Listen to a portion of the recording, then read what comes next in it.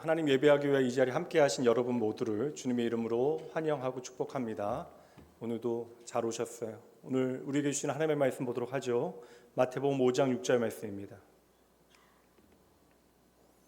의에 줄이고 목마른 자는 복이 있나니 그들이 배부를 것이며. 하나님의 꿈 그 이름 교회, 오늘은 5번째 시간이고요. 참된 믿음의 목마른 교회라고 하는 제목으로 주의 몸된 교회를 향하신 아버지 하나님의 선하신 뜻이 무엇인지 함께 나누어 보도록 합니다. 금년 2025년 낙원교회 표어는 우리는 그리스도 예수 안에서 함께 지어져 갑니다.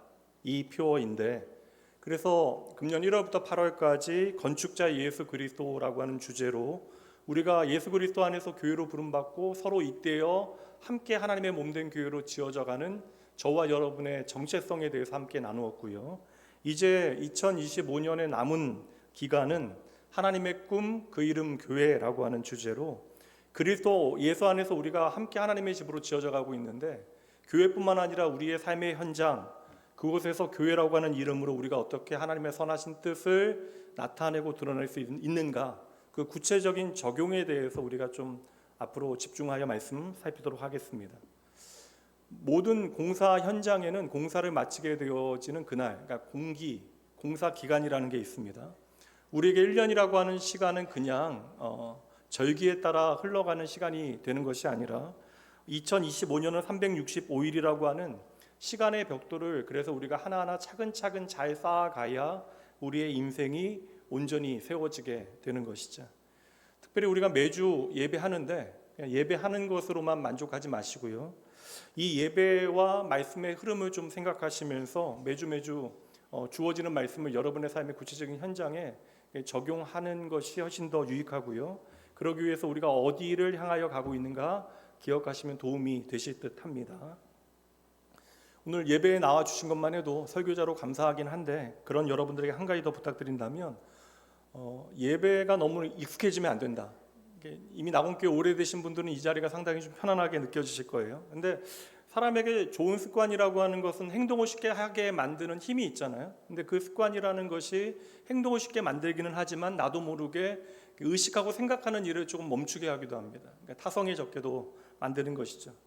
예배가 결국에는 종교 의식으로 우리에게 존재하는 것이 아니라 이 예배는 우리의 삶에 임재하시는 하나님을 조금 더 구체적으로 우리가 만나는 시간이 이 예배의 자리인데, 그렇다면 인간사 모든 관계들을 한번 생각해 보세요. 인간사 모든 관계들도 시간이 지나 익숙해지면 서로 편안해지긴 하지만 또 여러분 그 익숙함 안에는 권태기라고 하는 시간이 또 우리 안에 시작되기도 하죠.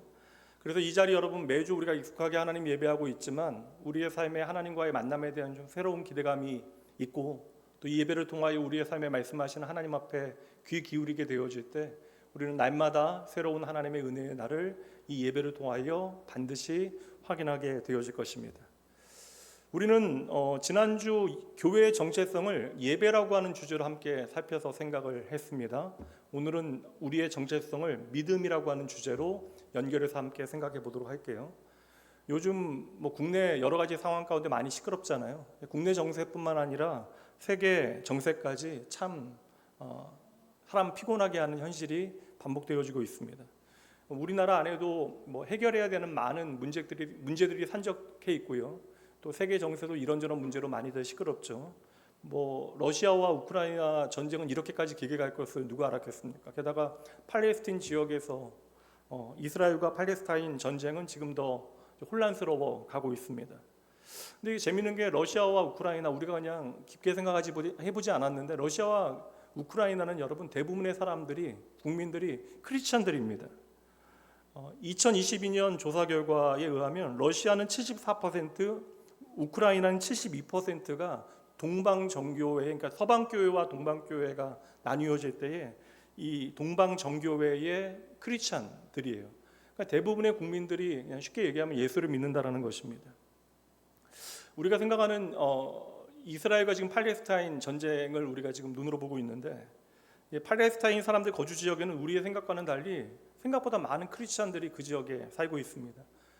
지금 정권이 바뀌게 되어지면서 가자 지구의 90% 넘는 크리스찬들이 이제 다 흩어지게 되어졌지만, 지금도 요단과 동 예루살렘에는 5만 명의 팔레스타인계 크리스찬들이 그곳에 머물고 있어요. 하루하루 좀 위험하긴 하지만 적게는 5만 명에서 10만 명 가까운 크리스찬들이 그곳에 있습니다. 지금 벌어지고 있는 이 두 대표적인 전쟁을 종교 전쟁이라고 우리가 이야기할 수는 없지만, 그러나 종교인들의 전쟁인 것은 분명하고, 그래서 더 마음이 아프다라는 생각을 하게 되어져요. 나라 안팎으로 우리의 마음을 시원하게 하는 소식들보다 우리의 마음을 어둡게 하는 이야기들이 계속 되어지다 보니까 우리가 나도 모르게 극도로 좀 피곤하고 불안한 시기를 보내고 있는데, 근데 확실하게 좀 어떠세요? 날씨는 좋아졌죠? 저만 아니잖아요. 오늘 이른 아침 교회에 오다 보니까 기온이 18도인데 제가 셔츠 하나 입고 왔거든요. 근데 그거 입고는 이제 안 되겠다는 생각, 18도다 보니까 이제 그 온도는 이제 뭔가를 좀 하나 더 입어야 되지 않나라는 생각이 어느새 들게 되어졌어요. 이게 여름 그렇게 힘들었는데 이제는 조금 추워지는 것에 대해서 염려하는 때가 오고 있다. 가을이 좀 길면 좋겠지만 제 마음대로 이 계절이라는 것이 흘러가는 게 아니니까. 그러나 그럼에도 불구하고 이 좋은 날씨 가운데 우리는 거듭난 이성과 감성 가운데 참 좋으신 하나님을 이 모든 세상에 허락하신 것들을 통하여 만나고 경험하는 여러분 되셔야 합니다. 오늘 이 시간에는 제가 교회의 현주소에 대한 이야기 그런 것들은 드리지 않을 거예요. 그러나 적어도 교회가 무엇을 위하여 존재하는가를 우리가 다시 한번 생각해 보면서, 교회가 세상을 향하여 거친 혐오의 말들을 내뱉는 일들은 결코 우리가 해야 되는 일이 아니다라는 사실은 이제 생각해야 하는 것이죠. 성경이 말하는 인간에 대한 진리가 무엇이에요, 여러분? 성경이 말하는 인간에 대한 진리는 물론 죄인이죠. 근데 이것은 인간의 상태예요. 하나님을 떠난 상태를 죄인이라고 성경은 말씀하고 있지만, 성경이 우리에게 보여주는 인간에 대한 가장 첫 번째 정의는 무엇입니까? 하나님의 형상대로 창조되어진 존귀한 존재이다. 그러니까 성경은 인간을 하나님의 형상과 연결되어 지어 가장 아름답고 존귀한, 하나님 보시기에 힘이 좋은 인생들로 설명하고 있다는 것입니다. 그래서 모든 헌법이 성문화된 헌법이 기초로 삼고 있는 모든 인간은 평범하다라고 하는 그 가치는 사실 이 땅의 가치가 아니라 하나님의 나라의 가치, 인간을 만드신 하나님의 마음이 되는 것이죠. 그래서 하나님께서는 절대 저와 여러분을 어떠한 수단이나 도구로 취급하지 아니하십니다. 하나님은 목적을 가진 인격으로 저와 여러분을 오늘도 만나주시고, 그리고 그 증거로 예수 그리스도의 십자가를 통하여 우리가 얼마나 귀중한 존재인가에 대해서 친히 말씀해 주시죠. 그래서 이 땅에 오신 예수님께서는 한 영혼의 가치를 이야기하실 때 천하보다 귀하다. 여러분, 세상 사람들이 아주 그들의 그 이상적인 기준 안에서는 그 이야기를 할 수 있죠. 그러나 막상 세상보다 한 사람이 중요하다, 이 가치를 실제로 살아내는 인생들이 어디 있겠어요? 심지어 돈보다 사람이 귀중하다라는 것을 우리가 실감하고 살아갈 수 있는 현실이 우리의 삶이 아닙니다. 그럼에도 불구하고 하나님께서는 예수 그리스도의 십자가를 통하여 한 생명의 가치가 무엇인가를 친히 우리에게 증명하시고, 최종 증명이잖아요. 그러니까 우리가 얼마나 하나님께 사랑받고 있는가, 귀한 존재인가를 친히 말씀해 주시고, 그 십자가의 은혜로 오늘도 하나님은 저와 여러분을 연결하시고 이 자리에서 하나님을 예배하게 하시는 것이죠. 오늘 힘든 시간 보내고 계시는 분도 계십니다. 오늘 오전에도 사랑하는 가족 갑자기 좀 사고 나서 급히 또 병원 가신 분들도 계시고, 이런저런 일들 있는데, 하나님께서는 우리의 인생의 어두운 어떠한 단면들, 우리 장로님 기도하신 것처럼 사망의 음침한 골짜기, 물에서나 불에서나 우리의 인생의 모든 고단함들과 실패를 마지막으로 정리하지 아니하시고, 하나님께서는 그 모든 것들을 회복의 가능성으로 우리의 삶이 열어두시는 분이심을 여러분 믿으셔야 합니다. 그래서 오늘 우리의 삶이 좀 폭폭하고 답이 없다 할지라도 이 현실 가운데 오직 하나님만이 우리의 소망 되심을 여러분 이 예배를 통하여 여러분의 입술로 고백해 내셔야 하는 거예요. 우리가 오해하는 게 무엇입니까? 회개는 정죄를 낳는다라고 생각합니다. 그런데 회개라고 하는 것은 네가 죄인이라고 하는 정죄로 끝나는 것이 아니라 어떻게 우리가 하나님의 구원으로 나아갈 수 있을까? 우리를 회복할 수 있는 길을 열어놓으시는 방법이 하나님의 회개가 되어지는 것이죠. 하나님의 진리는 우리가 그 진리를 가지고 다른 사람들을 정죄하기 위하여 존재하는 것이 아니라, 그들을 향하여 폭력이 섞인 말을 내뱉는 것이 아니라, 도리어 그 진리는 다른 사람을 살리는 하나님의 사랑으로 역사해야 하는 것이죠. 그래서 하나님께서 우리에게 친히 가르치시는 사랑은 무리하지 않아야 돼요. 고린도전서 13장 말씀처럼 오래 참아야 하는 것입니다. 그리고 타인의 경계를 존중해야 하는 것이죠. 그래서 성경에 예수 그리스도를 통하여 우리에게 보여주시는 하나님의 사랑은요, 언제나 강한 자의 이득보다 약한 자의 생명을 먼저 돌보시는, 그러니까 사회 가치 안에 좀 더 중요한 사람과 중요하지 않은 사람, 높은 사람과 낮은 사람을 구분할 때에 그 모든 경계를 허무시는 것이 바로 예수 그리스도의 복음이 되어지는 것이고, 그래서 하나님의 말씀이 저 사람들은 죄인이라 이야기하는 자들과도 예수님께서 언제나 함께 하시고 그들에게도 하나님의 구원과 생명이 머물 수 있음을 말씀해 주시는 것입니다. 그러니 여러분, 교회와 성도가 걸어가야 되는 길은 분명합니다. 여러분, 교회와 성도는 내가 옳다라고 하는 주장을 통하여 나의 정당성을 입증하기 위하여 존재하는 것이 아니라, 교회와 성도는 사람이 먼저 보여야 하는 것이죠. 그래서 하나님의 정의라고 하는 것은 언제나 사람을 살리는 방향으로 움직이게 되어질 때 예수 그리스도의 복음과 일치하게 되어지는 것입니다. 우리가 예수로 말미암아 나는 더 이상 정죄함이 없다라고 이야기하잖아요. 그런데 그리스도인의 자유라고 하는 것은 내 마음대로 살아가는 것이 아니에요. 나의 자유 가운데 나의 주인 되신 분을, 나의 왕 되신 분을 우리가 스스로 선택하게 되어지는 것이죠. 그래서 그리스도인의 자유는 이제 내 마음대로 살겠다라는 것이 아니라 도리어 나를 향하신 하나님의 은혜 가운데 다른 이들을 살리는 책임의 자유가 되어져야 한다. 우리에게 주어진 말씀의 권위라고 하는 것은 다른 사람들을 억압하기 위하여, 정죄하기 위하여 존재하는 것이 아니라 바로 생명을 살리는 권세로 우리에게 주어졌음을 여러분 믿으셔야 하는 것입니다. 교회 다니는 사람들 말들 잘하잖아요. 교회 오래 다니다 보면 여러분 말 다 잘합니다. 근데 교회는 옳은 말을 해야죠. 근데 교회는 옳은 말을 하는 것으로 증명되어지는 공동체가 아니라 도리어 교회는 어떤 곳이어야 합니까? 용납하지 못하는 누군가를 용납하기 위하여 애써 그 자리를 지키고 참아내는 사람들의 공동체가 교회가 아니겠어요? 교회는 그래서 정죄하고 판단하여 누가 옳은가 그른가를 결정짓는 자리가 아니라, 교회는요, 꺼져가는 등불, 그 심지어 그리고 이미 꺾여버린 갈대가 그 인생에 안전하다라는 사실, 그럼에도 불구하고 나는 안전하다라는 사실을 예수 그리스도 안에서 확인하는 공동체가 교회여야 하는 것이죠. 아예 쉽게 말씀드릴게요. 그러니까 여러분들 예수를 믿는다면 내가 다른 사람들을 어떻게 대하는가, 여러분의 타인을 대하는 태도가 내가 오늘 하나님을 어떻게 믿고 있는가를 증명하는 증언이 되어지는 것입니다. 그래서 하나님의 사랑의 내용은 언제나 무엇으로 드러나야 합니까? 형제 사랑으로 증명되어져야 하는 것이죠. 그러니까 여러분, 주일날 그래도 요즘 예배 안 드리는 사람들도 많은데, 내가 교회 다닌다라고 이야기하면서 주일날 교회 출석을 안 하는 크리스천 비율이 30%가 넘어갔다라고 이야기하는데, 이런 상황 가운데 그럼에도 나는 일찍이 준비해서 교회 나와서 이 자리에 앉아 계신 것 여러분 장하고 귀한 일입니다. 그러나 여러분, 내가 오늘 이 시간 이 자리에 이 한 시간이라는 종교 의식 가운데 그렇듯하게 앉아 있는 것, 이것이 하나님의 거룩을 우리의 삶에 증명해내는 시간이 아니라, 도리어 여러분들은 내가 예수 그리스도를 향하여 가지고 있는 믿음의 증거들을 여러분의 일터, 여러분의 가정에서 하나님의 거룩의 실험실로 삼아 그 하나님의 부르심을 여러분의 삶의 증거로 살아낼 은혜가, 또한 하나님의 또 책임이 여러분들에게 주어져 있음을 알아야 하는 것이죠. 그래서 하나님은 여러분 모든 인생들을 존귀하게 여기십니다. 모든 죄인을 하나님께서는 존귀하게 여기신다고요. 그것을 다른 말로 바꾸면, 하나님께서 모든 인간을 존중하십니다라는 표현을 다른 말로 바꾸면 하나님께서 나 같은 죄인을 사랑하셨다라고 우리는 정의할 수 있는 거예요. 여러분, 하나님께서 나 같은 죄인을 사랑하셨기 때문에, 그래서 교회는 언제나 사람과 생명을 무엇보다 우선순위에 둬야 하는 것이죠.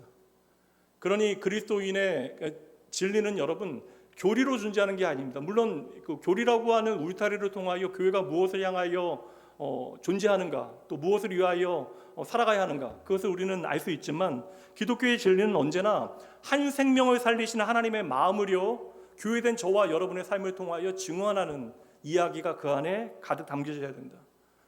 이 일에 우리가 좀 열심을 내야 되는 시대를 살아가고 있습니다. 여러분, 한국교회가 한쪽이 무너지기 시작했던 지점이 어느 지점인가 생각해 보니까, 교회 부흥기 가운데 이만하면 괜찮지 않은가, 나는 괜찮지 않은가, 이들은 좀 어려워도 나는 그래도 하나님의 은혜 가운데 있지 않은가라고 하는 착각 때문에 한국교회 한쪽이 무너지기 시작한 것이 아닐까. 우리가 늘상 여러분, 한국교회만큼 은혜와 믿음이라고 하는, 나라마다 크리스찬들이 자주 사용하는 단어가 있는데 한국교회 성도들이 가장 많이 사용하는 단어가 은혜와 믿음이라고 하는 단어예요. 우리는 늘상 은혜와 믿음에 대해서 이야기하지만 그 은혜와 믿음은 철저하게 나에게만 국한하는 것이지, 그 은혜와 믿음의 실제적인 이야기가 나 아닌 다른 이들에게 가닿는 일들이 현저히 부족했다라는 것입니다. 이런 이야기를 좀 앞에 시작 이야기로 서두로 두고 오늘 우리에게 주시는 말씀, 우리가 의에 줄이고 목말라야 되는데 그 의에 줄이고 목마른 삶이 무엇인가에 대하여 주님께서 결론으로 주신 말씀과 연결해서 생각해 보도록 할게요. 이 말씀 우리 함께 읽어보도록 할게요. 마태복음 6장 33절입니다. 예수님의 가장 유명한 설교였던 산상설교의 결론과도 같은 말씀이에요. 함께 읽어봅니다. 그런즉 너희는 먼저 그의 나라와 그의 의를 구하라. 그리하면 이 모든 것을 너희에게 더하시리라. 이거 여러분 우리가 생각하면 원인과 조건으로 생각하니까 우리가 하나님의 나라와 의를 구하면 나 잘 될 수 있다, 성공할 수 있다, 내가 원하는 모든 것을 다 주신다라고 약속했다. 근데 사실 이거 엄밀히 말하면 원인과 결과절이 아니에요. 그러니까 우리가 의에 줄이고 목마르면 하나님께서 우리를 배부르게 해주시겠다, 세상에서 잘되게 하시겠다라는 것이 아니라 우리가 의에 줄이고 목마르면 우리가 무엇으로 배불러야 하는가에 대해서 깨닫게 되어지는 것이 우리의 복인 것처럼 여러분 우리가 먼저 그의 나라와 그의 의를 구할 수 있게 되어진 것이 바로 하나님의 은혜이고 이것이 우리의 삶에 부으신 하나님의 최고의 복이라고 하는 사실을 말씀해 주고 있는 것이죠. 막상 우리는 많이 아는데요, 여러분 교회 어느 정도 다니면 많이 아시잖아요. 많이 아는데 내가 아는 것과 내가 실제로 구하는 것이 너무나 다르다라는 것이 오늘 우리의 문제입니다. 이 간극이 우리의 믿음과 현실 사이에 문제가 되어지는 것이고요. 근데 주님께서는 우리에게 의에 대해서 너가 한번 설명해 볼래? 라고 요구하지 않으십니다. 의를 어떻게 하라고요? 의를 구하라라고 이야기하시는 거예요. 우리는 열심히 의를 구해야 하는 거예요. 의를 향하여 배고파하고 목말라 해야 한다라고 주님께서 말씀해 주시는 것이죠. 그럼 오늘 가장 중요한 이 의라고 하는 단어, 이 의라고 하는 단어를 이해하기 위해서 헬라어 성경에 이 의를 디카이오시네라고 하는 단어로 사용하고 있는데 디카이오시네라고 하는 단어는 잊어버리셔도 괜찮아요. 그런데 이 의라고 하는 것이 과연 어떠한 의미인가에 대해서 오늘은 좀 집중해 보도록 하겠습니다. 이 디카이오시네라고 하는 단어는 성경이 참 많이 나오는 단어입니다. 특별히 이 복음서의 그 복음을 설명하기 위하여 로마서가 기독교의 진리가 무엇인가를 풀어서 설명하고 있는데 로마서에만 디카이오시네라고 하는 단어가 31번 나옵니다. 그것도 한 장에만 나오는 게 아니라 1장부터 14장까지 복음을 설명하는 장면마다 이 하나님의 의라는 단어가 나오게 되어져요. 근데 우선 이렇게 정리를 해볼게요. 하나님의 의라고 생각할 때 우리가 세 가지를 생각해야 되는데 첫 번째는 하나님의 성품이 무엇인가를 아는 것입니다. 그러니까 하나님이 어떠한 분인가를 우리가 알게 되어질 때 하나님의 마음이 어디를 향하여 우리가 흘러가는지를 알게 되어지는 것이죠. 그래서 우리가 인간관계에서도 막상 저 사람을 사랑한다 이야기하면서 저 사람이 원하는 것을 우리가 제대로 깨닫지 못하면 우리의 사랑의 방법은 충분히 왜곡되어질 수 있다. 그러니까 자녀에 대한 부모의 사랑은 언제나 진실이지만 그 사랑은 나도 모르게 자녀를 이해하지 못하면 왜곡되어 그 자녀에게 상처가 되어지는 순간들이 있다라는 것이죠. 그래서 우리가 하나님을 참으로 사랑하기 위해서는 하나님이 어떠한 분인가를 알아야 되는데 하나님의 말씀에는 하나님의 성품을 우리에게 풍성하게 설명해 주는 거예요. 그래서 하나님의 성품을 우리가 이해하게 되어지면 하나님의 공의로운 성품을 이해하게 되어지면 그 하나님의 공의로운 성품 가운데 우리가 하나님과 올바른 관계를 맺게 되어집니다. 그 우리가 하나님을 알게 되어지면 하나님을 더 사랑하게 되어지고 그 가운데 하나님을 사랑하게 되어진 그 하나님과의 관계 가운데 우리의 삶에 흘러나오는 올바른 삶까지 포함하는 것이 바로 하나님의 의가 되어지는 거예요. 근데 우리가 이 단어를 어떻게 오해했냐면 그냥 하나님의 성품을 아는 거, 그러니까 성경의 진리를 통해 하나님이 어떠한 분이신가를 아는 거, 그리고 그를 통하여 하나님과의 나의 관계를 이해하는 거예요. 그러니까 예수님께서 나를 위하여 죽으시고 세상 그 무엇보다 나를 사랑하시는 분이 하나님이시지. 근데 이것으로만 우리가 축소해서 이해하다 보니까 내가 하나님과 관계만 잘 서면 다른 거 문제 없다. 내가 사람 보고 뭐 교회 다니냐? 하나님 보고 교회 다니는 거지. 이거 완전히 틀린 말은 아니지만 여러분 하나님과 내 관계가 너무나 건강하다. 이거 어떻게 자신하시겠어요? 여러분도 여러분의 사랑하는 자녀를 다 아십니까? 도리어 자녀의 친구보다도 우리가 그 자녀에 대해서 이해하지 못할 수도 있는 것입니다. 그래서 하나님과의 관계는 하나님께서 우리를 인정해 주셔야 되는 것인데 그래서 우리는 하나님의 의가 무엇인가에 대해서 바르게 이해해야 하는 것이죠. 우리가 이 하나님의 의를 그냥 교회 안에서의 관계로만 이해를 하다 보니까 하나님과의 관계로만 이야기하니까 예배 출석 잘하면 되지, 헌금 잘 드리면 되지, 내가 이미 회개했고 죄 용서의 은혜를 예수 그리스도 안에서 경험했으면 되지, 내 신앙 고백이 분명하고 이렇게 나는 교회 안에서 헌신하고 봉사하고 봉사하고 섬기고 있는데 이러한 것들이 하나님께서 나에게 요구하시는 의가 아닐까, 의의 전부가 아닐까. 틀린 건 아니에요, 여러분. 그러나 성경이 말씀하고 있는 이 디카이오신의 의라고 하는 것은요, 우리의 신분에 대한 이야기로 끝나는 것이 아닙니다. 우리의 신분에 대한 이해가 하나님과의 관계 가운데 확인되어지면 그것은 반드시 우리의 삶의 실천을 통해서 나타나야 된다. 우리의 손과 발을 통하여 증명되어져야 한다. 이것이 바로 로마서 12장 말씀에 이야기하고 있는 우리 몸을 거룩한 산 제물로 드리는, 그러니까 우리의 몸을 하나님 앞에 살아드렸는데, 거룩한 산 제물로 구별하여 살아드렸는데, 이것이 하나님께서 기뻐하시는 받으실 만한 예배가 되어지는 것이다. 그러니 이거 조금만 울리죠? 이게 너무 울리는데 제가 좀 조용히 할까요? 조금만 줄여주세요. 그러니까 하나님의 성품이 내 삶에 나타나는 것으로 우리는 칭의, 믿음으로 의롭게 되어지는 것이 무엇인지를 내 삶으로 증명하게 되어지는 것이다. 좀 어려워 보이지만 어렵지 않죠? 여기까지 좀 정리를 해볼게요. 그러니까 우리가 의롭다 여김을 받는다라고 하는 것을 나도 모르게 내 기준으로 생각하는 거예요. 그러니까 이게 의롭다라고 하는 것은 내 기준으로 옳다라고 생각하는 무언가를 하는 것이 의로운 것이 아닙니다. 성경에 말하는 의로움이라고 하는 것은 하나님의 기준이에요. 그러니까 하나님의 기준에 대해서 내가 얼마나 믿음으로 응답하고 있는가, 그러니까 하나님의 그 기준에 내가 얼마나 순종하고 있는가, 이게 바로 하나님의 의의 기준이 되어지는 것이죠. 그래서 늘 우리가 관계만 강조하고 내 삶을 비워두게 되어지면, 하나님께서 우리를 향하여 하신 말씀이 새로운 피조물이라 이야기하시고 세상을 향하여는 너희가 세상의 빛이다 소금이다 이야기하시는데, 그렇게 되면 우리는 어느새 그리스도의 편지로 부름받았으나 그 편지의 내용을 보면 아무것도 남아있는 것이 없게 되어지고, 우리는 빛이나 어둠 가운데 빛을 비추지 못하고 어두워진 것이고요. 그리고 우리는 세상의 맛을 내야 되는데 그 소금의 맛을 잃어버리게 되어지는 것이죠. 오늘 그래서 우리는 하나님의 나라의 의가 무엇일까? 우리가 그렇게 갈망해야 되는 하나님의 의가 무엇일까? 더 쉽게 말씀드리면 우리는 어떻게 살아가야 하나님께서 우리를 의롭다라고 말씀해 주실까? 이거 함께 우리가 생각해 보려고 합니다. 우선 여러분, 우리가 열심히 왜 모여야 되는가? 기독교가 왜 말씀의 종교인가?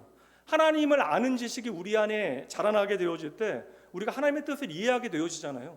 그러니까 하나님을 아는 지식이 자라나야 하나님의 기쁘시게 하는 일이 무엇인지를 우리가 알게 되어져요. 알아야 여러분 행하고 선택하게 되어지는 것입니다.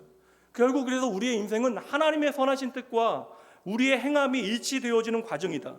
그래서 하나님의 선하신 뜻과 우리의 행동이 일치되어져 갈 때 그곳에서 바른 믿음이 자라나게 되어지는 거예요. 그러니 우리가 의에 대하여 바르게 이해하게 되어질 때 이것은 우리의 믿음을 건강하게 세우는데 핵심적인 어떤 기준과 바로미터가 되어질 수 있습니다. 그래서 오늘 어려운 단어이지만 헬라어 얘기하는 거예요. 제가 평소에 헬라어 얘기 안 하는데 디카이오시네라고 하는 단어를 좀 여러분들에게 설명드리고 여러분들이 이해를 해야 돼요. 그 디카이오시네, 하나님의 의라고 하는 단어를 이해할 수 있는 핵심 열쇠가 하나 있는데, 한 명제가 있는데, 그것은 뭐냐면 디카이오시네는 여러분 일상적인 용어가 아니라 법적인 용어예요. 그러니까 이게 어려운 거예요. 법 얘기하면 좀 어려워지잖아요. 이거 한번 보여드릴게요. 상대방은 금전 소비 대차 계약에 따른 채무 이행을 불이행하였으므로 대여금 반환 청구권을 행사합니다. 이거 여러분 법적인 표현이잖아요. 머리 아프잖아요. 이거 일상의 편안한 용어로 바꾸면 어떻게 말할 수 있어요? 5글자만 바꿀 수 있어요. 내 돈 내놔라. 그거 아니에요, 여러분. 그거잖아요, 여러분. 그러니까 일상적인 용어와 법적인 용어는 분명 완전히 달라요. 무게 자체가 다릅니다. 우리가 법정 드라마 재밌게 보잖아요. 근데 그 법정 드라마는 우리가 이해할 수 있도록 그 법적인 용어를 일반적인 용어로 바꿔놓은 거죠. 그러니까 제자 중에 지금 변호사 일하는 친구 있는데 그 친구가 이제 로스쿨 있을 때 300페이지 넘는 판결문 가지고 공부를 한대요. 근데 그런 거 공부하다 보면 그 공부를 몇 년 하고도요 전혀 모르는 표현들, 이해되지 않는 그러한 그 법적인 용어들이 너무나 많다라는 것입니다. 그러니까 우선 우리가 왜 하나님의 의가 어려운가? 세상을 살아가는 우리에게 이 디카이오신의 하나님의 의라고 하는 것은 너무나 어려운 표현이다. 우리 일상적인 표현이 아니라 법적인 표현이다. 이거 가볍게 설명하면 뭐냐면, 죄를 범하게 되어지면 죄에 대한 형벌이 있어야 돼요. 그러니까 죄를 범하게 되어지면 죄에 합당한 형벌이 선고되어집니다. 그러니까 죄에 대하여 책임을 지는 그것에 대하여 세상은 정의라고 이야기하고요, 하나님의 시각에서 이야기하면 이것은 공의라고 이야기되는 거예요. 이거 반대로 설명해 보면, 죄를 범하였는데 그 죄에 대하여 묵인하고 눈 감아주고 어떠한 벌도 받지 않게 되어지면 그것을 향하여 성경은 불이라고 이야기합니다. 그 죄인에게 그 죄를 묻지 아니하고 그 죄에 대하여 묵인해주고 죄에 대하여 어떠한 벌을 부과하지 않으면 그것 자체가 불의가 되어지는 것이다. 이게 여러분 디카이오신의 의의 핵심적인 본래 의미가 되어지는 거예요. 먼저 여러분 생각하셔야 되는 것은 디카이오신에는 무거운 단어이다. 이게 법적인 용어이다. 근데 이게 하나님의 나라를 이해할 수 있는 아주 기초가 되어진, 예수 그리스도의 복음을 이해할 수 있는 아주 기초적인 용어이긴 한데, 문제는 우리가 갈망해야 한다라는 거예요. 근데 우리가 갈망해야 되는데 그 용어 자체가, 개념 자체가 우리에게 너무나 어려운 것이죠. 그래서 모든 교회 다니는 사람들은 다 얘기해요. 나는 하나님의 나라에 대하여 배고프고 또 하나님의 의에 대하여 목마릅니다. 근데 이게 다 쉽게 하면 뜬구름 잡는 이야기처럼 그리고 추상적인 개념으로만 우리 안에 남게 되어지는 것이죠. 제가 지난 2주 동안 여러분들 제대로 들으셨는지 모르겠지만 마태복음 5장 6절 우리가 의에 줄이고 목말라 해야 된다. 그때 우리는 하나님으로 말미암아 배부르게 되어진다. 그러니까 우리가 의에 줄이고 목말라 하게 되어질 때 하나님의 의가 나타나게 되어지는데 그 하나님의 의가 나타나게 되어지는 현장을 첫 번째는 값없는 하나님의 은혜. 그러니까 내가 얼마나 하나님의 은혜에 대해서 오늘 알고 있는가? 그러니까 내가 의에 대하여 목말라 하고 있는가? 이것은 내가 오늘 얼마나 하나님의 은혜에 대해서 제대로 알고 있는가? 이게 첫 번째고요. 지난주 나눈 것은 내가 그래서 하나님 앞에 전심의 예배를 드리고 있는가? 나 같은 죄인 살리신 하나님의 은혜가 너무나 감사하여 내가 하나님을 향하여 마음 다하는 나의 전 존재를 드리는 예배를 드리고 있는가? 이것을 통하여 내가 하나님의 의를 오늘 목말라하고 있는가? 배고파하고 있는가를 확인해야 된다. 근데 오늘 저는 이 하나님의 의를 설명하기 위해서 오늘은 조금 다른 입장에서 지난주는 본문의 말씀 두 가지를 가져와 설명했다면 오늘은 조금 우리가 이해할 수 있는 좀 인문학적인 접근을 한번 해볼까? 그러니까 우리가 하나님의 의를 우리의 삶에서 어떻게 내가 갈망해야 되는가? 이거 이해하는 데 여러분들에게 좀 도움이 되실 것 같아요. 오늘 마태복음 5장 6절 말씀이요. 의에 줄이고 목마른 자는 복이 있나니 그들이 배부를 것이며 이 말씀을 가지고 평생 고민했던 작가 한 명을 여러분들에게 소개할 거예요. 제가 원래 책 2권을 소개하고 목사님에게도 책 2권을 소개한 원고를 넘겨드렸는데 오늘 새벽에 와서 이거 책 2권 설명하다 보면 여러분들 너무나 머리 아플 것 같아서 그래서 책 1권으로 줄이고 이것을 좀 제대로 여러분들에게 설명해 드려야겠다. 2권의 책을 통해서 하나님의 칭의와 하나님의 우리에게 원하시는 성화가 무엇인가 좀 설명하면 좋겠다고 생각했는데 그 내용이 좀 너무 어려운 것 같아서 책 1권으로 줄였고요. 대신 이것을 통하여 하나님의 의가 무엇인가에 대해서 좀 집중해서 생각해 보도록 할게요. 평생 제가 좋아했던 작가이기도 해서 제가 그 프랑스에 갔을 때 일부러 그 작가의 생가에 가서 방문하기도 했습니다. 이 작가는요, 빅토르 위고라고 하는 작가인데 여러분 들어보신 책일 거예요. 레미제라블이라고 하는 책을 썼습니다. 그 레미제라블이 쓰여진 배경이 뭐냐면 그 모티브가 마태복음 5장 6절 때문이에요. 하나님의 의가 무엇인가에 대한 고민 가운데 이것을 한 사람의 삶을 통하여 보이고 증명해내겠다. 그러니까 세상의 방법이 아니라 우리가 하나님의 의가 무엇인지를 설명하기 위하여 한 사람의 인생을 통하여 어떻게 그 사람의 인생이 변화되어지는 과정을 우리에게 설명하고 있는데요. 이 소설 여러분 읽지 않았어도 이야기는 다 알고 계세요. 여기 나오는 주인공이 있습니다. 여러분 장발장이라고 하는 주인공. 이제는 좀 아시겠죠? 이제 장발장은 여러분 배고픔 때문에 여러분 배고파서 그러니까 인간의 가장 기본적인 욕구조차도 해결되지 않는 그런 사회 현실 가운데 이 장발장이 결국 배고파서 빵을 훔치게 되어집니다. 그리고 빵을 훔친 것 때문에 결과적으로 뭐 여러 얘기가 있지만 빵 훔친 것 때문에 19년을 옥살이를 하게 되어집니다. 그러니까 19년을 감옥에서 생활한 다음에 이제 풀려나게 되어지는데 문제는 사회의 시선이 너무나 차가워요. 그리고 법의 굴레에서 그가 자유하지 못합니다. 이미 그에게는 지금 낙인이 찍혀진 거예요. 죄인이라고 하는 낙인이 찍혀졌고 이미 범법자라고 하는 꼬리표가 그의 인생에 붙어져 있기 때문에 여러분 나는 생명이 있는 사람이지만 사람답게 살아갈 수 없는 거예요. 누구도 나를 사람으로 인간답게 대해주는 사람이 없는 거예요. 저는 이 상태를 율법과 정죄의 무게로 이해합니다. 그러니까 내가 아무리 애를 써도 벗어날 수 없는 어떤 정죄와 죄의 굴레가 되어지는 거예요. 그래서 이야기해 보면 여러분 거기 경감 하나 나오잖아요. 자베르라고 하는 경감 나오는데 그 경감은요 이해가 되지 않아. 이 정도 사람이 좋아지면 이제는 안 그래야 되는데 끝까지 그를 추적하거든요. 이게 사실 율법의 정죄예요. 끊임없이 정죄합니다. 끊임없이 정죄하는 그 율법의 추격을 받으면서 그는 그의 삶이 변화되어진 과정을 우리에게 설명해 주고 있다는 거예요. 근데 아무도 거들떠보지 않았던 그에게 온정의 손길을 내밀었던 한 사람이 등장합니다. 미리엘이라고 하는 주교 신부인데 그냥 미리엘이라고 하는 주교 신부가 거들떠보지도 않는 그를 조건 없이 받아주게 되어져요. 그래서 낯선 장발장에게 따뜻한 음식과 잠자리를 제공하며 인간적인 친절을 베풀게 되어져요. 여기까지는 그냥 사람 좋은 어떤 성직자의 휴머니즘으로 우리가 이해할 수 있죠. 근데 여전히 내가 19년 동안 이 사회 가운데 억울한 일을 많이 당하다 보니까 그의 안에 증오와 미움이 가득 차서 내 안에 당위를 만들어냈겠죠. 내가 이래도 된다. 그래서 한밤중에 여러분 아시는 대로 은그릇 몇 개를 가지고 도망가게 되어져요. 근데 가지고 도망가다가 이내 경찰에게 잡히게 되어져서 결국 신부 앞으로 끌려오게 되어집니다. 그리고 도둑, 신부님의 집에서 이 은그릇을 훔쳐간 도둑을 다 잡아왔습니다라고 이야기할 때에 그 신부가 전혀 뜻밖의 이야기를 하게 되어지죠. 아니, 이거 제가 그에게 준 것이 맞습니다. 근데 왜 제가 당신에게 준 금초대는 놓고 갔습니까? 이 한마디에, 이게 별거 아닌 것 같은 현장 같이 보이지만 이 한마디가 장발장의 인생 자체를 뒤집어 놓게 되어져요. 중요한 건 뭐냐면 죄에 대하여 추궁하거나 변명을 요구하지 않았다라는 거예요. 그리고 도리어 그 죄인에게 더 큰 은혜를 베풀고 더 큰 선물을 주면서 조건 없이 그를 받아들이게 되어집니다. 근데 이게 참 재미있는 현장인 게 모두가 다 알고 있거든요. 이미 장발장도 알고 있고 경찰들도 알고 있고 신부도 알고 있어요. 분명 그가 죄를 지었고 죄에 대한 책임을 져야 되는데, 근데 문제는 법적으로 책임을 질 필요가 없게 되어진 거예요. 왜냐하면 그 신부가 대신하여 죄의 값을 지불한 거예요. 그리고 무죄를 선언합니다. 그러니까 법적으로 무죄가 되어진 것이죠. 그러니 그 누구도 죄가 있다라고 하는 것은 알고 있는데 더 이상 죄를 물을 수 없어요. 왜냐하면 죄에 대한 값을 대신 치른 사람이 있는 것이죠. 저는 이 장면이 성경에서 말씀하고 있는 칭이 하나님께서 우리를 의롭다 칭해 주시는 그 현장으로 보여지는 거예요. 죄는 실제하고 있어요. 그러나 법정적으로 의롭다라고 하는 판결을 받게 되어진 거예요. 왜요? 나를 위하여 그 죄의 값을 치루어 준 대상이 있었기 때문에, 나의 죄의 값을 치루어 진 이가 있기 때문에 장발장은 의롭게 되어진 것입니다. 재미있는 것인데 여기까지가 우리가 하는 보통 이야기인데, 사실 소설은요 이 다음 이야기가 너무나 중요해요. 이 주교 신부의 선언 다음에 장발장의 인생 자체가 바뀌게 돼요. 근데 인생이 바뀌었다는 것은 내가 조금 다른 행동을 했다는 것이 아니라 그의 정체성에 대한 인식 자체가 바뀌게 되어져요.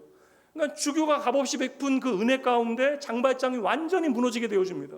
이 무너지는 장면은 회개의 장면이겠죠. 그래서 그때부터 자기를 어떻게 이해하냐면, 나는 죄인이라고 하는 인식으로부터 나는 은혜 받은 자라고 하는 인식이 그의 삶에 생기는 거예요. 그러니까 내가 죄인이었는데 나는 은혜 받은 자라고 하는 신분의 변화가 시작되어지면서 그의 삶에는 전혀 새로운 열매들이, 씨앗이 심겨지고 줄기가 자라고 가지가 뻗기 시작하더니 열매를 맺어내기 시작했다는 것이죠. 그리고 그때로부터 끊임없는 율법의 법의 추격을 받게 되어지지만, 정죄하지만 너는 죄인이라 이야기하지만, 그럼에도 장발장은 이전의 삶을 버리게 되어지고 이때로부터 고아와 나그네와 억울한 자를 도우면서 사랑과 긍휼을 베푸는 인생을 살아가요. 심지어 나에게 주은 권력조차도 다른 이들을 위하여 사용하는 삶을 살아가게 되어집니다. 저는 이게 성화의 삶이라고 생각하는데, 많은 크리스찬들이 오해하는 게 있어요. 나는 거듭나서 구원받았으니까, 의롭다 칭함받게 되어졌으니까, 회개했으니까, 예수 믿으니까 당연히 나는 좋아지겠지. 이제 나는 믿으니까 성화의 길을 걸어가겠지. 근데 우리가 착각하는 거예요. 막상 우리의 삶을 보면 그렇지 않다는 것이죠.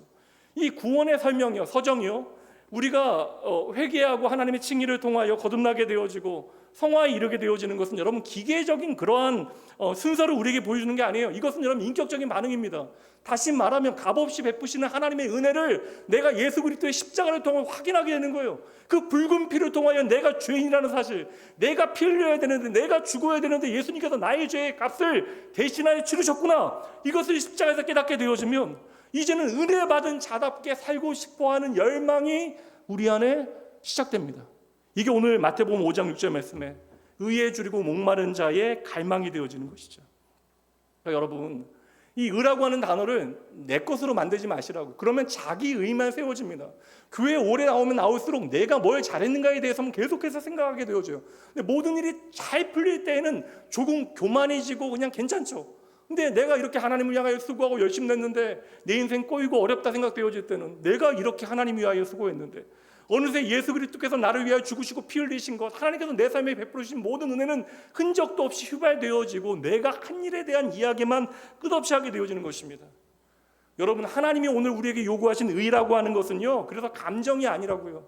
하나님이 말씀하신 이 의로움은 하나님의 법적인 선언으로부터 시작되는 것입니다. 네가 죄 없다. 근데 하나님께서 우리를 향하여 죄 없다라고 이야기하실 수 있는 이유는 하나님이시니까 하실 수 있는 것이 아니라 우리의 죄의 값을 예수 그리스도께서 십자가에서 다 갚으셨기 때문에, 그러므로 하나님의 그 선언으로부터 우리의 삶의 변화의 이야기가 있을 때 우리는 비로소 하나님의 선하신 뜻대로 한 걸음 한 걸음 당신의 교회답게 자라나게 되는 것이죠.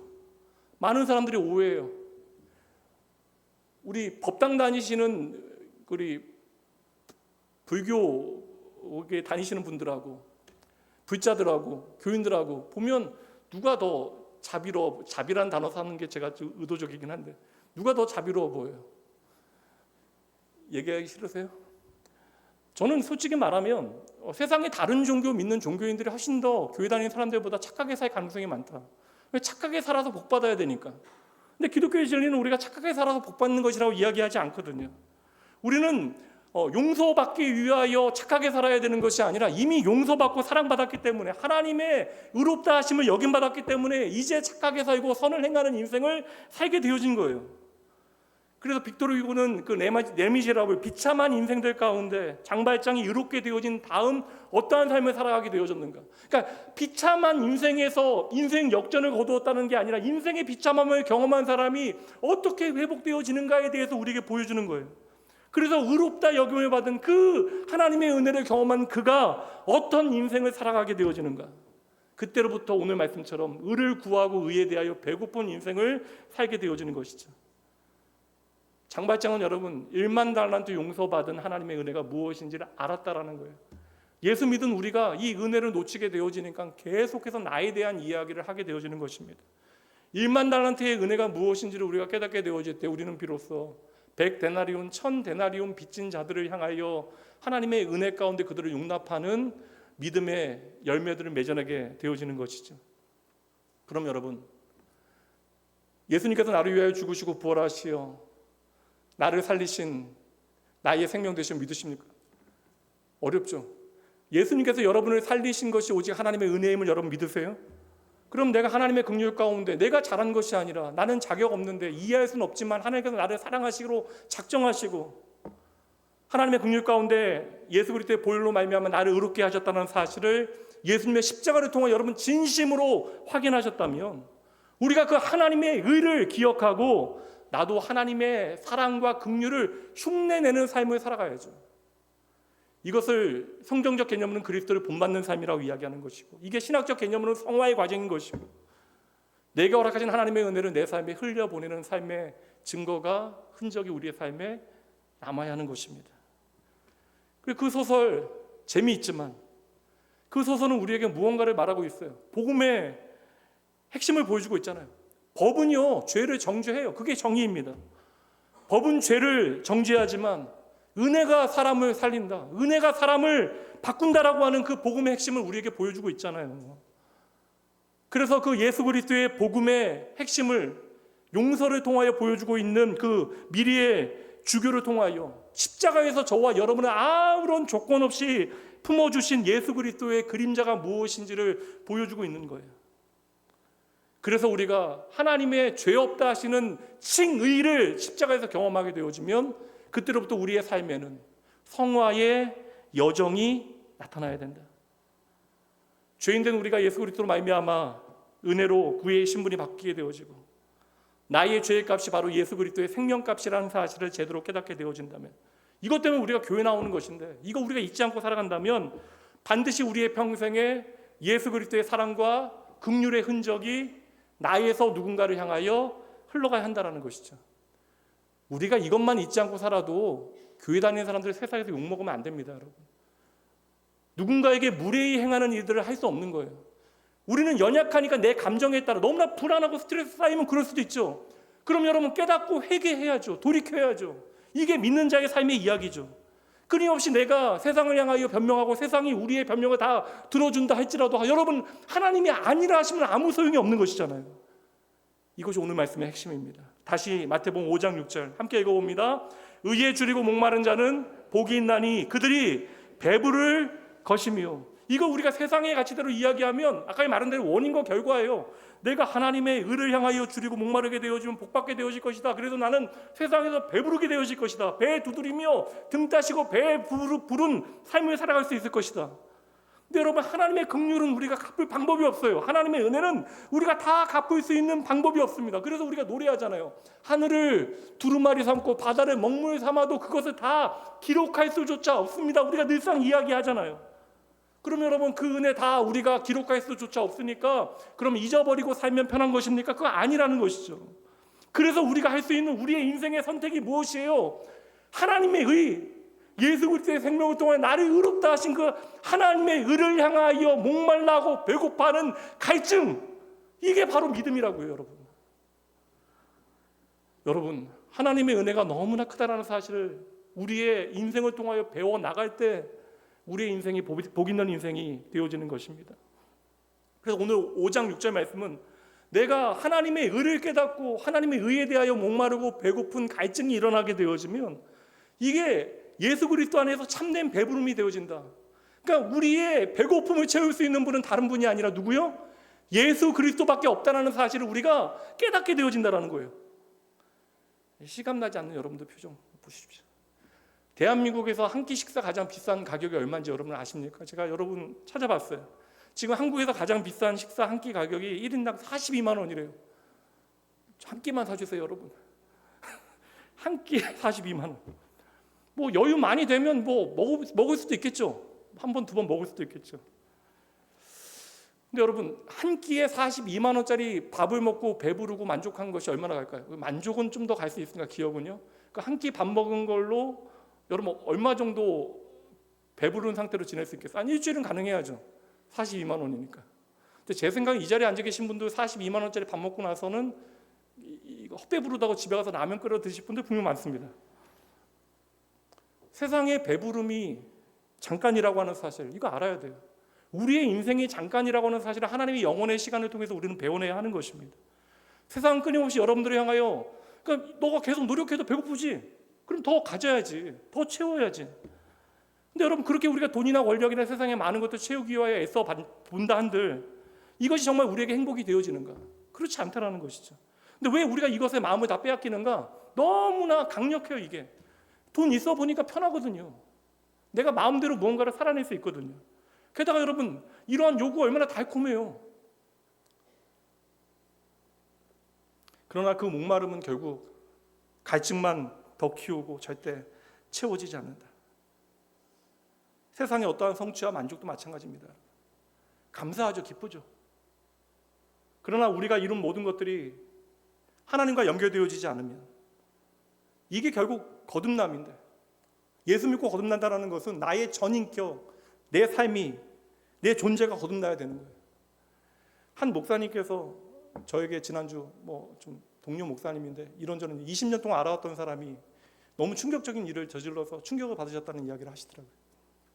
근데 이전부터 자기가 외면했대. 너무나 이렇게 좋은 분이라고 생각을 해서. 그래서 어떠한 일에서 문제가 몇 가지 있었는데 그냥 이분하고 이러한 문제들만 얽히지 않으면 다른 부분에 장점들이 많으니까. 그러니까 제가 이야기했어요.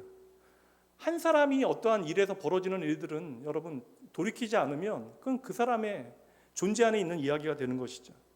한 사람이 일할 때하고 살아갈 때 다르다? 이건 말이 안 되는 거잖아요. 엄밀히 말하면. 한 사람의 존재는 전 인격이 되어줘야 되고 전 삶이 담겨지는 것이지, 이해관계나 다른 것들 가운데 조금은 우리가 비겁한 선택을 할 수 있겠지만 이게 지속적으로 계속되어지면 그 사람의 그냥 성품의 한 모양이라고 우리가 이해해야 되는 것이에요. 그러니까 예수를 믿게 되어지고 예수가 누구인지를 만나게 되어지면 우리의 인생의 새로운 인생이 시작되어져야 하는 것입니다. 십자가의 예수님을 만나게 되어지면 우리가 참된 배부름이 무엇인지를 적어도 잊지 않아야 돼요. 그러니까 이 예수로 배부른 것에 대한 갈망이 우리를 그릇된 자리에서 다시 인도해내야 한다는 것이죠. 그 예수님께서는 저와 여러분이 세상의 헛된 것들로 헛배부르지 않도록 하기 위하여, 그래서 우리를 향하여 요한복음 말씀에서 우리의 인생의 배고픔을 채우시기와 예수님께서 당신을 뭐라고 설명했어요? 당신을 떡이라고 알려주시는 거예요. 당신의 이름을 생명이 떡이라고 알려주시는 거예요. 우리가 헛된 것들로 우리가 목말라 하는 것 채울까 봐 예수님께서 당신을 영원한 생수라고 당신의 이름으로 알려주시는 것입니다. 여러분, 예수 믿고 잘 되시면 좋겠어요. 저는 낙원교회 성도님들이 주변에 있는 다른 교회 성도님들보다 잘 되기는 원합니다. 왜냐하면 저는 낙원교회 담임 목사니까요. 근데 여러분, 예수 믿으면 잘 된다라고 하는 것이 여러분 단지 세상 가운데 등 따시고 배부르고 내가 남들 부럽지 않게 다른 사람들의 선망의 대상이 돼서 살아가는 거 좋아요. 그런데 여러분, 우리가 예수 믿고 잘 된다라고 하는 것은 무엇이에요? 복의 본질이 변하는 거예요. 예수님이 나의 만족 되신다는 사실을 배워내는 거예요. 내가 예수 그리스도 안에 있고 예수 그리스도께서 내 안에 계시기 때문에 내가 이 교회 안에 있을 때뿐만 아니라 아무도 보지 않는 내 삶의 자리에서도 내 삶의 주인이 나의 왕이 예수 그리스도이심을 잊지 않는 거, 내가 그릇된 선택을 할 때마다 내가 아파하는 거, 하나님이 없는 공간이 없다라는 사실을, 시간이 없다라는 사실을 배워내는 거, 그래서 내가 늘 내 삶을 살아갈 때 하나님과 동행하며 살아가는 거, 이게 여러분 진짜 복이 되어지는 것이죠. 그래서 여러분, 예수로 배부른 인생을 살아가게 되어질 때, 그래서 우리는 조금 부족해도, 그러니까 믿지 않는 사람보다 조금 부족해도 내가 예수 믿기 때문에 감사할 수 있는 것이고, 오늘 내가 조금 연약해도 내가 내일 하나님의 영원한 나라를 소망하며 오늘을 이겨낼 수 있게 되어지는 것입니다. 저는 이것이 바로 예수로 배부른 인생이 되어지는 것이고 우리의 인생이 이것보다 더 큰 복은 없다라고 믿습니다. 레미제라블을 썼던 빅토르 위고요, 국회의원까지 돼요. 권력까지 갖게 되어집니다. 책 얼마나 많이 팔렸어요. 임세도 많이 받아요. 근데 그가 번 모든 돈하고 집이요, 다 절대적 빈곤 가운데 있는 사람들을 위하여 사용할 수 있도록 다 전 재산을 기부하게 되어집니다. 이렇게 보면 뭐 대단한 사람 같이 보이지만 하나님의 나라에 대한 확신이 없으면 할 수 없는 선택이에요. 그리고 그의 삶이 다른 사람들에게 미치는 영향을 생각해서 자신의 장례는 빈민용 연구차에 실어서 치러줄 것을 당부합니다. 그의 유서에 실려 있는 유언의 한 부분이에요. 한 사람의 인생에는 하나님, 영혼, 책임감 이 세 가지면 충분하다. 그리고 내게는 충분했다. 나는 그 안에서 살았고 그 안에서 죽는다. 빅토르 유고가 이해했던 하나님의 의는 딱 두 가지예요. 은혜를 아는 거예요. 내가 거저 하나님의 은혜를 받았으니, 구원받았으니 그 은혜를 알고 살겠다. 두 번째는 내가 하나님의 긍휼과 사랑을 거저 받았으니 나 또한 그 은혜에 합당한 삶을 살겠다. 거저 베풀고 내가 하나님께로 돌아가겠다. 그게 의에 줄이고 목마른 복 있는 인생이 되어지는 것이죠. 여러분, 예수 믿는 것은 내가 죄인입니다, 하나님 앞에 고백하는 것으로 끝날 수 없다는 거예요. 내가 참으로 하나님 앞에 회개하고 내 회개가 진실하다면, 내 회개를 통하여 의롭다 하심을 얻게 되어진다면 반드시 우리의 삶의 변화의 이야기가 시작되어져야 한다. 이게 여러분 오늘 말씀이 우리에게 보여주는 참된 믿음이 되어지는 거예요. 죄 용서받은 그 은혜와 감격 가운데 여러분의 삶을 살아내셔야 돼요. 그러니까 내가 하나님의 사랑받는 존재라는 것 사실만으로도 하나님 앞에 예배하기에 충분한 인생을 살아가시는 여러분 모두가 되어주시길 주님의 이름으로 축복합니다. 그래야 은혜가 여러분 날마다 월요일, 화요일, 수요일, 목요일, 금요일, 토요일 주일날 한 시간에만 역사하는 것이 아니라 날마다 우리의 삶에 하나님의 은혜가 살아 우리 안에 역사하게 되어지는 거예요. 우리가 평생 예수님 믿고 살아가게 되어지는데 열심히 바짝 한 1, 2년 믿고 우리가 하나님 나라 가게 되는 거 아니잖아요. 이제 예수로 우리는 세상과 다른 구별된 하나님의 백성으로 살아가게 되어지는데 우리가 평생을 살아가며 하나님의 은혜를 깨달으면 깨달을수록 내가 갚을 수 없다라는 사실 안에서 어떻게든지 내가 애써 그 하나님의 은혜에 좀 답하고 싶은 거예요. 그때부터 우리 안에 하나님의 의가 배고파지고 목말라지는 것입니다. 그래서 여러분, 신앙은 단순해요. 하나님의 은혜를 잊지 않는 것만큼 우리의 삶에는 그 은혜의 흔적이 선명해집니다. 그리고 여러분, 교회 안에서 조금 더 사랑하고 용납하고 조금 더 용서하고 더 베풀고 조금 더 포용하는 이야기가 우리의 삶에 반드시 있어야 돼요. 100여 년 전 이 땅에 복음을 들고 온 선교사들, 그 유명한 얘기 있거든요. 그 영국 옥스퍼드 클럽이라고 해서 홀리 클럽인데 그 젊은이들이 한국에 선교사로 처음 오게 되어져요. 그들이 한 고백이 뭐냐면 갚으려고 해도 갚을 수 없습니다라는 고백이에요. 갚아도 갚을 수 없는 것이 하나님의 은혜입니다. 이것에 내 삶을 다 하나님 앞에 드리게 되어져요. 이제 그들의 이름 기억하는 사람 아무도 없습니다. 세브란스 병원 우리가 다니긴 하지만 그것이 이 땅에 처음 봤던 선교사의 이름이라고 아는 사람도 없어요. 그들의 헌신도 다 사라지고 그들의 사역도 다 잊혀졌습니다. 근데 그들이 있었기 때문에 오늘 우리가 이 자리에서 예배하고 있는 거예요. 그리고 여러분, 그들 대부분이 여러분 20대 젊은이들이었습니다. 미국과 캐나다와 영국과 호주에서 여러분 다 좋은 대학 나왔던 엘리트들이에요. 다시 말하면 호의호식하며 살 수 있었던 그러한 사람들, 등 따시고 보장된 미래를 살아갈 수 있었던 사람들. 근데 하나님을 만나게 되어지고 하나님의 은혜를 너무나 깊이 경험하게 되어지니까 그 은혜에 감격하여 그 은혜조차 알지 못하는 이 땅에 잃어버린 사람들이 너무나 많구나.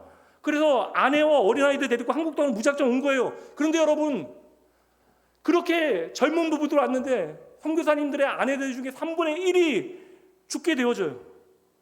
이 땅에 선교사님들 자녀들 가운데 여러분 둘 중 하나 50%가 그렇게 풍토병에 걸려서 세상을 떠나게 되어집니다. 아이 태어나면 둘 중 하나가 죽었다라는 거예요. 지금 양화진에 가면 그러한 이름 없는 무덤들이, 묘역들이 많이 있습니다. 지금도 낯선 땅에서 이름 없이 누워있는 무덤들, 여러분 젊은 날 이제는 누구도 기억하지 않지만 그들이 주님께 드렸던 그 발자국이 오늘 저와 여러분의 예배가 되어진 거예요. 그리고 우리는 지금 듣지 못하지만 그들의 삶은 저와 여러분을 향하여 묻고 있습니다. 오늘 여러분은 무엇으로 은혜를 갚겠습니까? 갚을 길 없죠. 갚을 길 없죠. 갚을 수 없기에 우리가 평생 해야 되는 것이 그 그 의에 대하여 목말라 하고 배고파하는 거예요. 여러분, 예수의 십자가가 우리의 눈에 건조하게 보이면 안 돼요. 선하고 착한 일 많이 해서 내가 조금 더 잘 살아보겠다, 아닙니다. 하나님의 놀라운 은혜에 대한 오늘 여러분의 답장이 있어야 돼요. 은혜를 아는 것만큼, 배우는 것만큼 여러분의 삶에는 그 은혜에 합당한 삶의 이야기가 조금씩 쌓여가야 합니다. 이것이 바로 의에 목마르고 배부른 사람들의 인생이고, 그러한 참된 믿음의 길을 걷는 믿음의 사람들이 복된 인생임을 여러분 믿으셔야 돼요. 이제 마지막으로 오늘 본문의 말씀 함께 읽고요, 기도하도록 할게요. 마태복음 5장 6절 함께 읽습니다. 의에 줄이고 목마른 자는 복이 있나니 그들이 배부를 것이며. 마태복음 6장 33절입니다. 그런즉 너희는 먼저 그의 나라와 그의 의를 구하라. 그리하면 이 모든 것을 너희에게 더하시리라. 아멘. 기도합니다.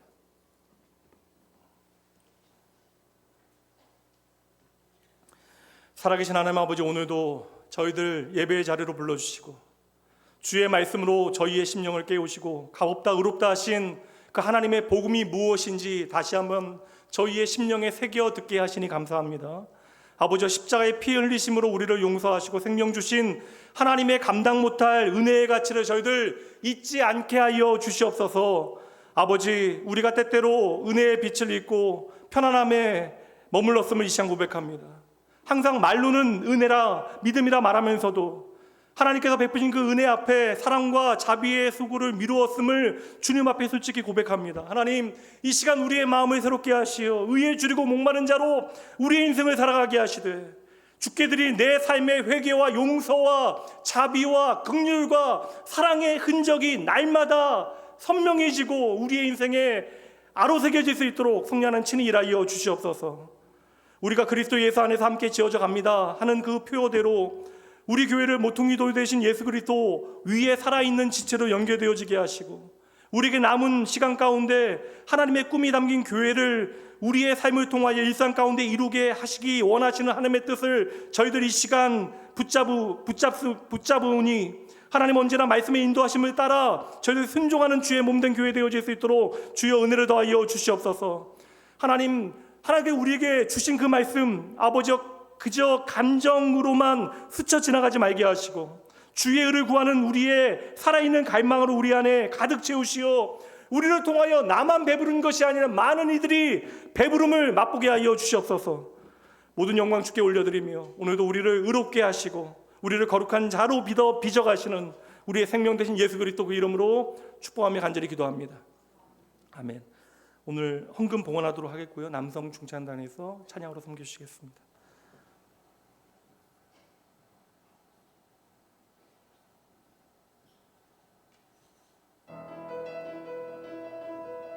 당신은 사랑받기 위해 태어난 사람, 당신의 삶 속에서 그 사랑받고 있지요. 당신은 사랑받기 위해 태어난 사람, 당신의 삶 속에서 그 사랑받고 있지요. 태초부터 시작된 하나님의 사랑이 우리의 만남을 통해 열매를 맺고, 당신이 이 세상에 존재함으로 인해 우리에게 얼마나 큰 기쁨이 되었는지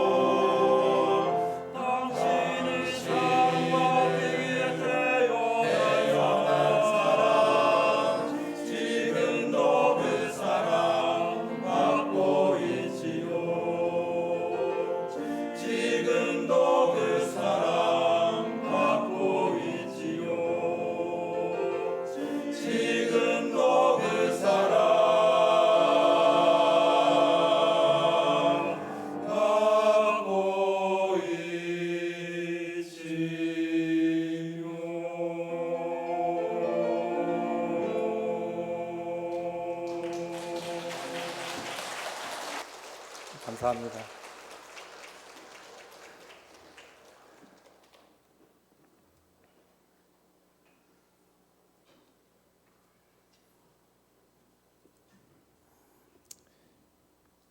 뭐 노래 전공하신 분들도 아니고 한두 번 맞춰서 이렇게 나올 수 있는 화음도 아니고 뭐 40 우리 막내라는 표현이 집사님 제일 어린 분이 40대 이제 초반이시고 뭐 50대까지 계신데 뭐 이 나이 때 남자들이 노래가 특기가 아닌 이상 뭐 어쩌다 가족들하고 노래방 가서야 한 번씩 노래하는 게 전부일 텐데 오랜 시간 찬양 준비해서 이 시간 예배를 섬길 수 있는 이유가 무엇일까?